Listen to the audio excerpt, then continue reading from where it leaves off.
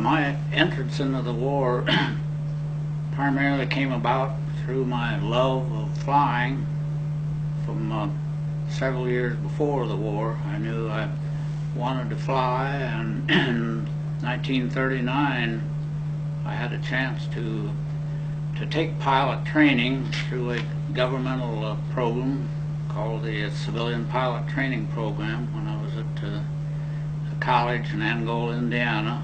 I had an opportunity in this program sponsored by the government, airplanes furnished by the government, no charge to me, to gain a private pilot's license. It involved some 40 hours of flight training, which the expense would have been prohibitive in my financial condition if I'd had to buy the training myself. This governmental program came along because our wiser heads in Washington recognized that war clouds were starting to gather in Europe and America would need more pilots to meet that threat. I wasn't aware or seriously interested in that threat at that time. I just knew I wanted to fly, and my long-range hopes were to get into the Air Force and be a pilot in the Air Force, Air Corps at that time. So this civilian pilot training program was a stepping stone to get into the Air Force. In 1939, I got my private pilot's license. The next year, 1940, I had a chance to take a more advanced flying training program at Purdue University in Indiana, another 40 hours of largely acrobatic training.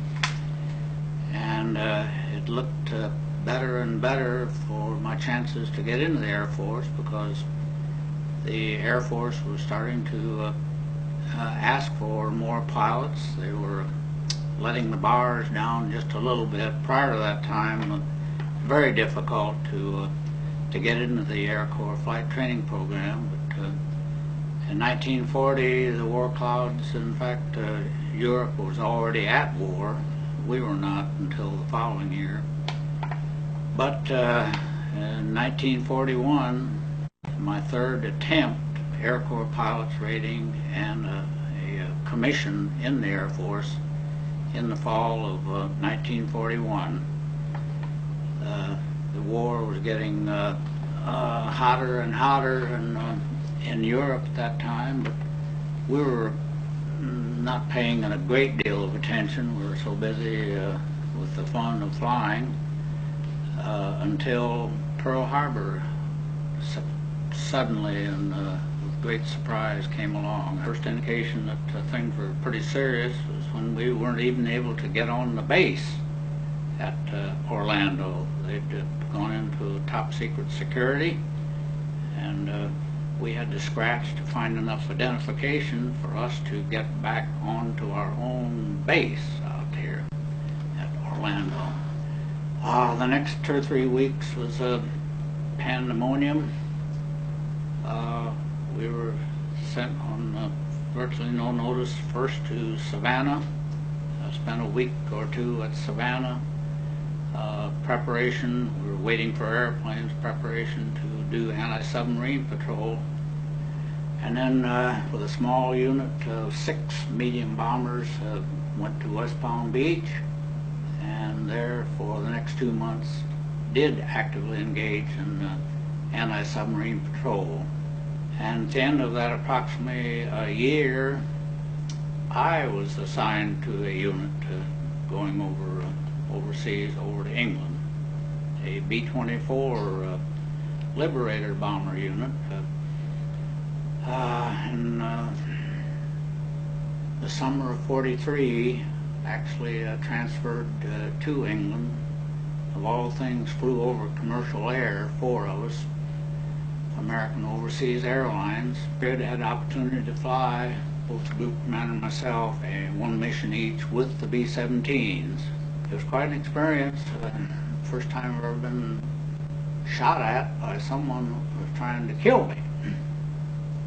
Luckily, the anti-aircraft fire missed our airplane. We did lose several due to anti-aircraft fire on that mission. And on that mission to Kiel was first time I've ever been fired upon by an enemy fighter.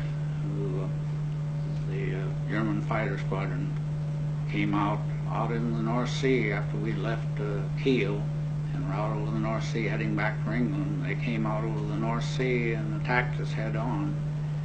They shot down a couple of our airplanes, and one of their attacks was aimed at the airplane just below us, and I had a chance to man a 50 caliber machine gun, the one and only time that I ever fired a gun in anger trying to kill someone else in my whole lifetime and since. But I had a chance since we had 3 50 caliber guns up in the nose of the B-17. The bombardier was firing one, the navigator was firing the other one, and the third one was there, aimed, armed and ready to fire. And no one told me I couldn't. I hadn't even fired one in practice here in the States, but I did know how to find the trigger, and I fired at that German fighter. It got off a couple good bursts, but I missed him probably by a country mile.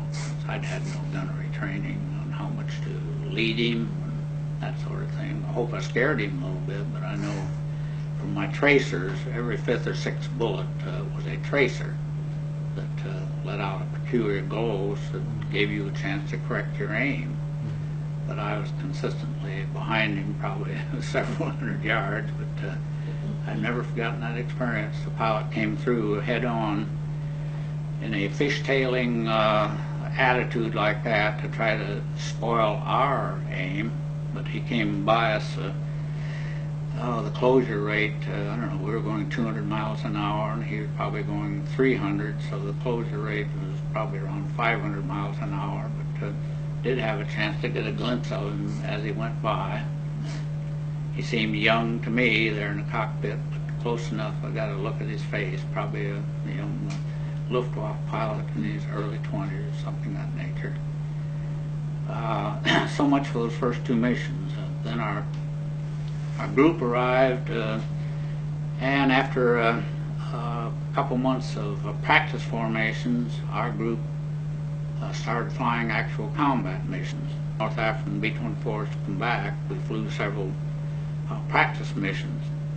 And one of the first ones out over the North Sea towards the Bremerhaven Kiel area with the objective of pinning some of the German fighters on the ground so that they would not attack the B-17s that were going straight into Germany to targets deep in Germany.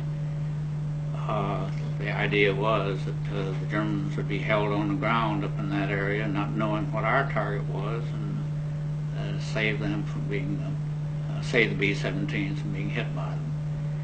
Well, we got the surprise of our life when still 50 miles offshore up in the Bremerhaven Kiel area, a squadron of fighters came out and hit our B-24s and knocked down 6 of them in that one mission.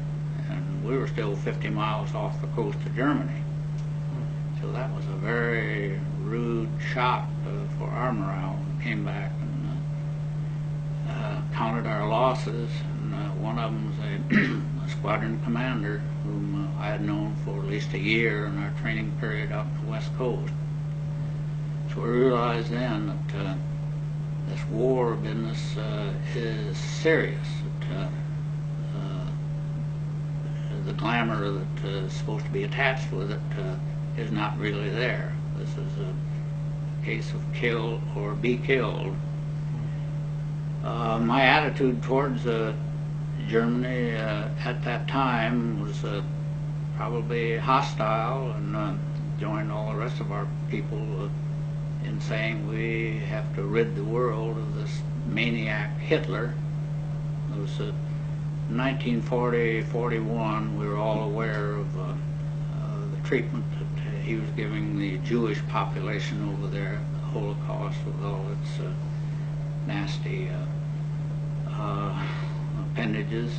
So we were all in a mood to give our very best and crush that German war machine and the Luftwaffe as soon as possible, and divert our attention, the Air Force attention, back to the war in the Pacific. The Washington giving priority to the European war, most of our resources being deployed to the European war, the assumption that let's finish that one up over there, then we'll throw the whole weight of the American military into winding up the Pacific War. So I accumulated a total, well, 26 missions altogether in that 2 years' time that I was there, counting the 2 missions with the B-17s, 24 with our B-24s.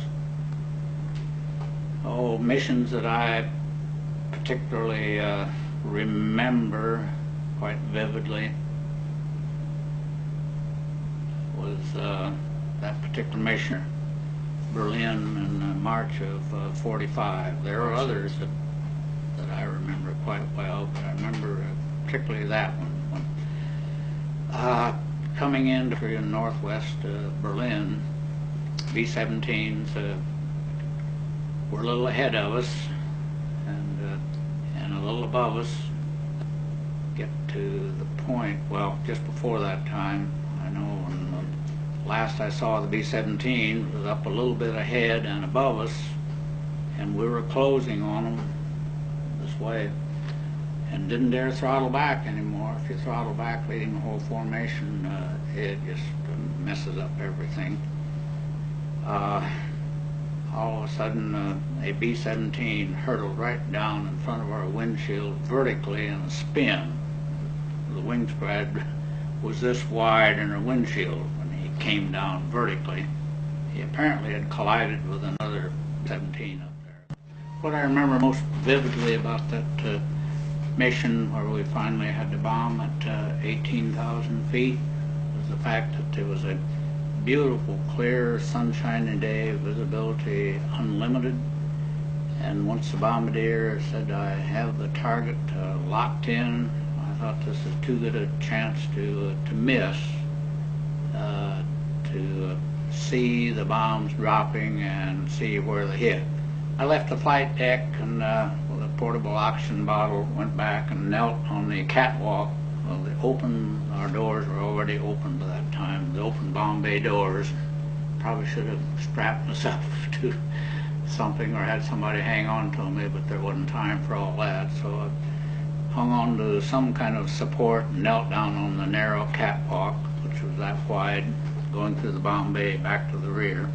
Knelt down there, and I was there when click, click, click, click, and those big 12 500-pound bombs that were racked right behind me, all of them dropped, and I was able to follow them virtually all the way to the ground.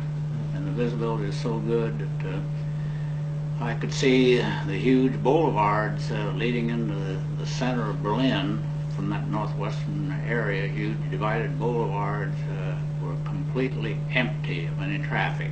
Obviously, the air raid sirens had probably been on for 20 or 30 minutes at that time. Everyone had headed for the bomb shelters. And they were completely empty except for one lone black sedan coming from the northwest. I can see it yet. Heading southeast towards downtown Berlin, driving at a high rate of speed. He probably had his pedal to the metal as fast as that, whatever it was, BMW, Mercedes, what have you, as fast as it would go. And I saw that car just an instant before our bombs hit, with huge, brilliant red flashes down there. And they did a beautiful job. We should have done a beautiful job, and did, at that altitude at 18,000 feet, strictly VFR. Just completely blanketed that target. And I watched the smoke and flame and all coming out the other end, and that little black sedan never reappeared. It must have got him and finished him off, whoever it was. Of course, it'd been nice to have been a high-ranking Nazi dignitary, but we'll never know. But then, after the bomb dropped, we were heading southeast, and home was in the opposite direction. Our plan called for a gradual turn, left-hand turn, to come back around and head southwest. So anti-aircraft fire was starting to come up fairly heavy, and we started into a left-hand turn, and there was no interphone conversation like me telling the pilot, now turn left 20 degrees, because I was busy on the radio with our own formation. So those kind of directions to the pilot from me standing up between were done by hand signal. I'd hold my hand out like that, and I'd turn it like that, meaning start a gradual left turn to the left. And knowing at that altitude that they were cutting their fuses down there, so that the shell had about 18 seconds from the time it was fired or before it would explode up at our altitude. So I'd keep a general eye on the clock, and after about 14 or 15 seconds, we'd shallow out that turn, again by a hand signal, shallow out that turn, and fly straight on that new heading for a short time. Well, it was so apparent that day, the first time that we shallowed out the turn in that fashion and head back toward a more southeasterly direction. I'm sure the rest of the formation asked, what is he doing? We want to go home, around that way. But at any rate, almost than 3 or 4 seconds after we shallowed out the turn, huge, a dozen or 15 big black bursts appeared right off of our left wing, probably within 200 or 300 feet. Whereas if we'd continued in that turn, they'd had us dead on, and how many airplanes, including maybe ours, taken out, we'll never know. But then as soon as that came up, knowing we had a little more time then, well, we went back in again to a shallow turn, so all the way around to heading to the southwest direction back to England, until we got out of that hot anti-aircraft zone. Well, it was a series of my holding my hand out in front of the pilot. After 25 missions, 2 years or so, and the last 3 or 4 months as far as fighter attacks was concerned, it was all downhill in our favor, because our fighter strength was so overwhelming versus the German Luftwaffe at that time. But some days we would not even see a German fighter. They'd taken such heavy losses early in the war. Those that did come up were easy meat for our friendly fighters, because the pilots, fresh out of their flying school, very little training. They didn't have enough fuel to allow them to have any training, because we'd been bombing their oil refineries constantly. They couldn't afford to do any training flights at home.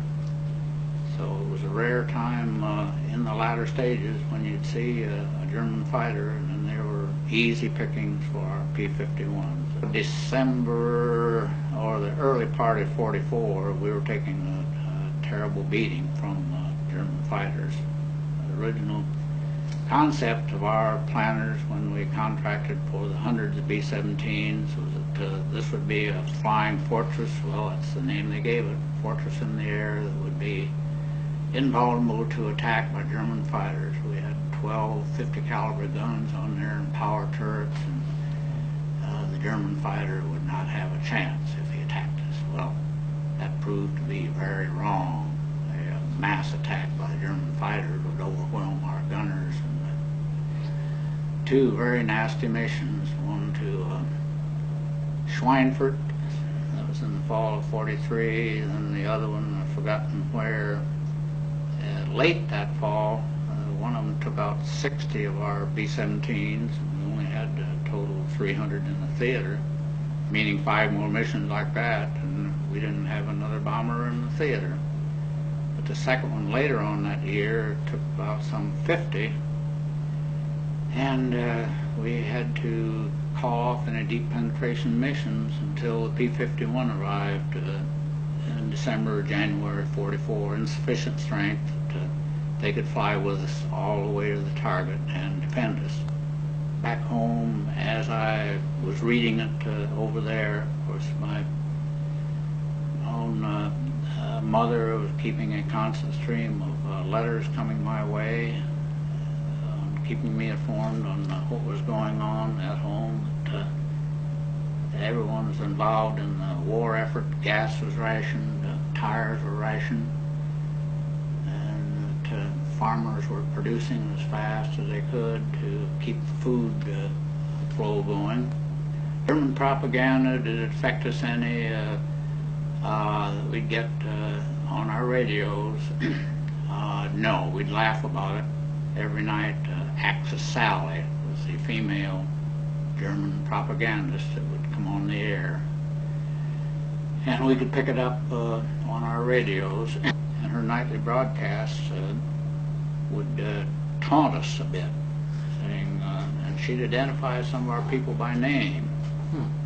From our captured prisoners of war, they would elicit every name and hometown of everyone in every group. Like one of our crews shot down over there, not our group, some other group, by name, and tell him to shape up, that the Americans don't have a chance in the war over there, and it's just a matter of time before, if we keep it up, that their prisoner of war camps will be full of our people, and little Johnny Desmond, or whatever his name might be, you're going to be joining them if you keep this up very long. But Axis Sally was quite a famous name. Now the BBC, the British, I know, beamed a lot of propaganda against the Germans, and I know we had people, Americans, propagandists, working in that BBC office over there, but as a separate entity, a propaganda machine. I'm not aware that we over there had our own. I think the British and the BBC handled the load on that with our active cooperation. And I'm sure that, yeah, their pilots and so on listening to it too, but they didn't have any choice in the latter days. Luftwaffe pilots, they knew that it was a lost cause, and that they had to take off, and they bid their goodbyes to the ground crews and so on the ground, saying, if I don't get back, why I do this, that, and the other with my personal effects, etc. So they knew it was all over for them, but they fought on until the end, at the decree of that master Nazi, who ordered all the German troops and even the civilian population to fight to the last man. He didn't care if the whole population was wiped out. Fight to the last man. He resented the fact, blamed some of the German loss finally against the German people because they didn't fight hard enough near the end. But they sort of gave up. But what a madman he was, and the temperament of that madman is what made it easier, let's say, to drop bombs on them over there. Our targets, of course, were normally and primarily tactical targets like aircraft factories, tank factories, and the like. But when they were all fogged in and weathered in and so on, then we were permitted to bomb so-called targets of opportunity, which unfortunately we'd pick out a nearby city that had a rail yard in it, and with our radar on board, we'd do the best sighting job we could to home in on the center of that city, because we knew that's where the rail yard would be. But completely overcast and bombing by radar, we knew that bombs would be spilling all over the place. We just hoped that they had time to get to whatever shelters they had for bomb protection. I remember when I heard that the war was officially over, our group had already come back and was disbanding at Charleston. I'd received, and incidentally, my being on the list to go to the Pacific in B-29s had just been eliminated because obvious that Japan was already flat on their haunches, and it was just a matter of time. So they decided that pointless in sending any more crews out there. In fact, 20th Bomber Command, General May commanding, bombing Japan, they were hard-pressed to find, in the last couple months of the war out there, suitable targets to bomb. 29 had been eliminated. I heard about the end of the war en route from Charleston to Memphis, which was my new assignment.